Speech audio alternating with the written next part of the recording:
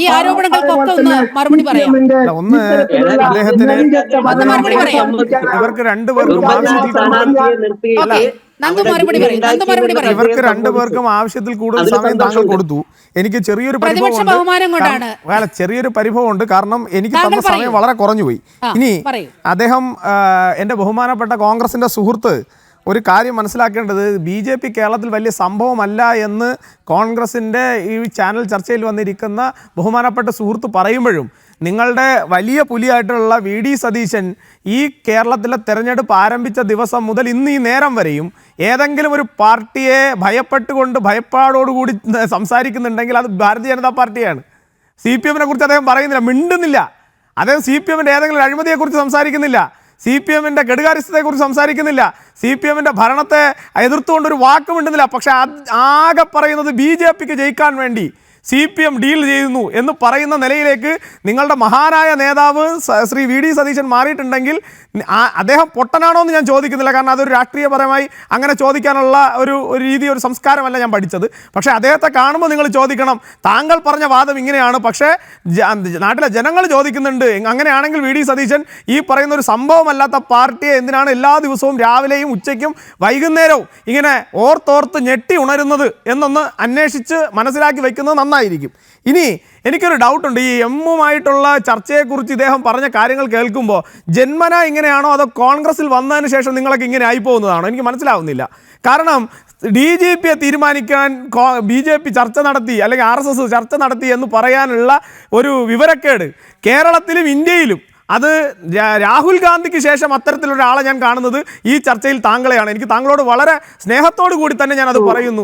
രാഹുൽ ഗാന്ധി പറയുന്ന പൊട്ടത്തരങ്ങൾ കേട്ട് ഞങ്ങൾ വിചാരിച്ചത് അയാൾക്ക് മാത്രമേ ഈ ബുദ്ധിയില്ലായ്മയും ഈ വിവരമില്ലായ്മയും ആരംഭശൂരത്വവും ഉള്ളൂ എന്നാണ് ഞങ്ങൾ കരുതിയിരുന്നത്. പക്ഷെ അങ്ങനെയല്ല, കേരളത്തിലെയും ചില കോൺഗ്രസ്സുകാർക്ക് ഈ പറഞ്ഞ നിലവാരത്തിലേക്കാണ് അവരും പോകുന്നത് എന്നുള്ളത് മനസ്സിലാക്കിയതിൽ വളരെയധികം സന്തോഷമുണ്ട്. ഇനി കേരളത്തിലെ ഈ പറഞ്ഞ CPM പ്രതിനിധി അദ്ദേഹം പറഞ്ഞൊരു കാര്യമുണ്ട്. അതായത് ഈ അഘോരികളുമായി ബന്ധപ്പെട്ടിട്ട് അദ്ദേഹം പറഞ്ഞു, താങ്കൾ ആ വാർത്ത റിപ്പോർട്ട് ചെയ്ത് ആദ്യമായി ഈ അഘോരികളുടെ വാർത്ത റിപ്പോർട്ട് ചെയ്തത് റിപ്പോർട്ടർ ചാനലാണ്. താങ്കൾ ആ ചാനൽ ഒന്ന് കാണണം, ആ വാർത്തയൊന്ന് കേൾക്കണം. താങ്കളുടെ ശിവൻകുട്ടി സഖാവ് അത് കണ്ടിട്ടില്ല. അദ്ദേഹം പറഞ്ഞ കമൻറ്റിൻ്റെ മറുപടി ഞാൻ പറയാം. പക്ഷേ എങ്കിലും താങ്കൾ അതൊന്ന് കേൾക്കണം. കേട്ടതിന് ശേഷം താങ്കൾ അതിനകത്ത് ആരാണ് ഈ പറയുന്ന BJPയുടെ സ്ഥാനാർത്ഥികളുടെ നമ്പറുകൾ ഈ പറഞ്ഞ അഘോരികൾക്ക് കൊടുത്തത്, അവരെ ബ്ലസ് ചെയ്തിട്ട് പോകാമെന്ന് പറഞ്ഞതെന്ന് താങ്കൾ കേട്ട് കഴിഞ്ഞാൽ താങ്കളും താങ്കളുടെ പൊതുവിദ്യാഭ്യാസ വകുപ്പ് മന്ത്രിക്കും കാര്യങ്ങൾ ബോധ്യപ്പെടും. അത്ര പോലും വിവരമില്ലാത്ത ആളെയാണ് നിങ്ങൾ കേരളത്തിൻ്റെ പൊതുവിദ്യാഭ്യാസ വകുപ്പ് മന്ത്രിയാക്കി വച്ചിരിക്കുന്നതെന്ന് കേരളത്തിനോട് നിങ്ങൾക്ക് പറയേണ്ടി വരും. ഇനി താങ്കൾ പറഞ്ഞ മറ്റൊരു കാര്യം, ഈ അഘോരികളെ കുറിച്ച് അദ്ദേഹം ഒരു കമന്റ് പറഞ്ഞിട്ടുണ്ട്. ഈ പറയുന്ന നിങ്ങളുടെ പൊതുവിദ്യാഭ്യാസ വകുപ്പ് മന്ത്രി, ഒരു മിനിറ്റ്, ഞാൻ താങ്കൾ പറഞ്ഞൊന്നും പറഞ്ഞില്ലല്ലോ. ഞാൻ താങ്കൾ പറഞ്ഞപ്പോ മിണ്ടിയോ? ഇല്ലല്ലോ. ഒരു മാന്യതയൊക്കെ വേണം, ഒരു മാന്യതയൊക്കെ വേണം. CPM നിന്ന് ഞാൻ അത് പ്രതീക്ഷിക്കുന്നില്ല. CPM അല്ലെങ്കിൽ ഇടതുപക്ഷത്തിന്റെ പ്രതിനിധിയിൽ നിന്ന് ഞാൻ അത് പ്രതീക്ഷിക്കുന്നില്ല.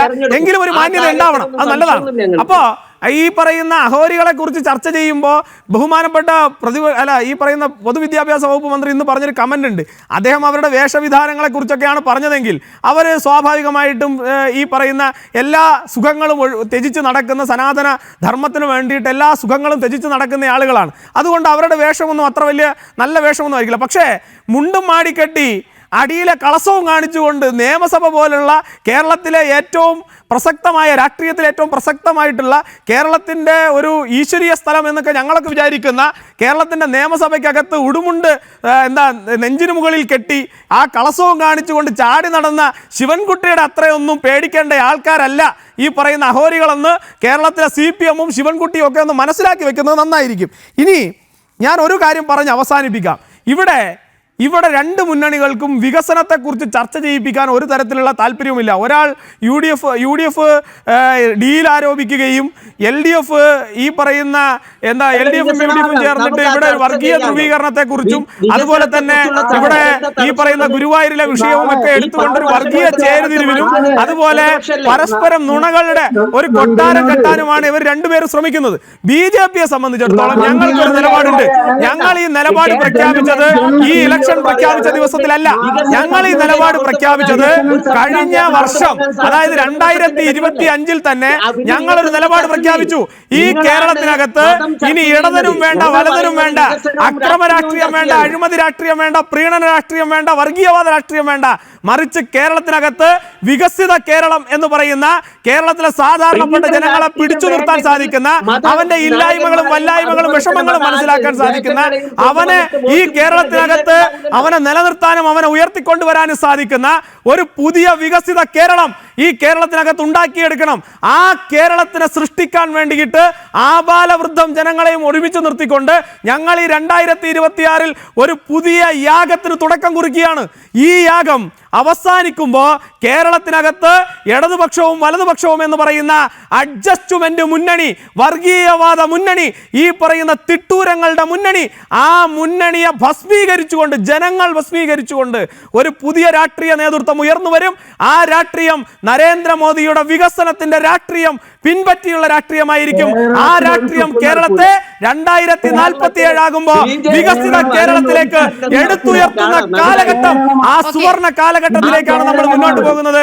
അതിൽ ഇത്തരത്തിലുള്ള വർഗീയവാദികൾക്കും, ഇത്തരത്തിൽ വർഗീയവാദികൾക്ക് കുടപിടിക്കുന്നവർക്കും, വർഗീയവാദത്തെ പ്രോത്സാഹിക്കുന്നവർക്കും, ജമാഅത്തെ ഇസ്ലാമിയുടെയും SDP-യുടെയും തിണ്ണ നിരങ്ങുന്നവർക്കും യാതൊരു കാലവുമില്ലാത്ത ഒരു പുതിയ രാഷ്ട്രീയ സംസ്കാരം കേരളത്തിനകത്ത് ഉയർന്നു വരുമെന്നുള്ളതാണ് ഭാരതീയ ജനതാ പാർട്ടിയുടെ സുവ്യക്തമായ കാഴ്ചപ്പാട്.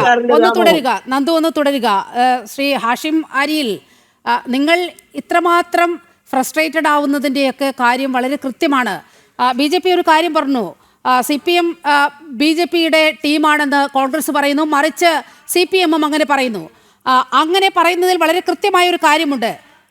ശബരിമല സ്വർണ്ണ കവർച്ച, ജമാഅത്തെ ഇസ്ലാമിയോടുള്ള രാഷ്ട്രീയം, വികസനമില്ലായ്മ, ഇതൊക്കെ വളരെ കൃത്യമായി അക്കമിട്ട് നിരത്തിക്കൊണ്ടാണ് BJP ഇവിടെ വോട്ടർമാരെ സമീപിക്കുന്നത്.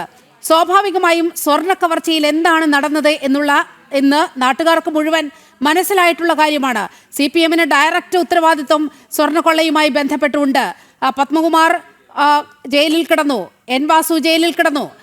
ഇങ്ങനെ കാട്ടുകൊള്ളയാണ് ഈ CPM ശബരിമലയിൽ നടത്തിയത്. അതൊക്കെ വെളിച്ചത്ത് വരുമ്പോൾ അത് വിളിച്ചു പറയുന്നവരെ നിശബ്ദരാക്കാനുള്ള ചില ശ്രമങ്ങൾ കൂടി ഒന്ന് കണ്ടുപോകേണ്ടതുണ്ട്. നെടുമങ്ങാട് BJP-യുടെ സ്ഥാനാർത്ഥിയാണ് യുവരാജ് ഗോകുൽ. കഴിഞ്ഞ 18 വർഷമായി യുവരാജ് ഗോകുൽ എന്ന് പറയുന്ന പേരിൽ തന്നെയാണ് അദ്ദേഹം ചാനൽ ചർച്ചകളിൽ ഭാഗഭാക്കാവുന്നത്, അതുപോലെ സോഷ്യൽ മീഡിയയിൽ സജീവമാകുന്നതൊക്കെ. ഇപ്പോൾ CPM-ന് ശരിക്കും യഥാർത്ഥത്തിൽ നെടുമങ്ങാട് ചില പ്രശ്നങ്ങൾ തുടങ്ങിയിട്ടുണ്ട്. അപ്പോൾ പേരിനോട് പോലും വലിയ അസഹിഷ്ണുത കാണിക്കുകയാണ്, പേരിനോട് പോലും പേടിയാണ്. യുവരാജ് ഗോകുൽ എന്ന് പറയുന്ന പേരിൽ മത്സരിക്കരുത് എന്ന് എങ്ങനെയാണ് CPM-ന് പറയാൻ കഴിയുക? അദ്ദേഹത്തിന്റെ യഥാർത്ഥ പേരെന്താണ്? അദ്ദേഹത്തിന്റെ ഒരു പിന്നെ തൂലികാ നാമോ അല്ലെങ്കിൽ അതുപോലെയുള്ള ഒരു നാമമായിട്ട് പിന്നീട് സ്വീകരിച്ചതാണ് ഇത്.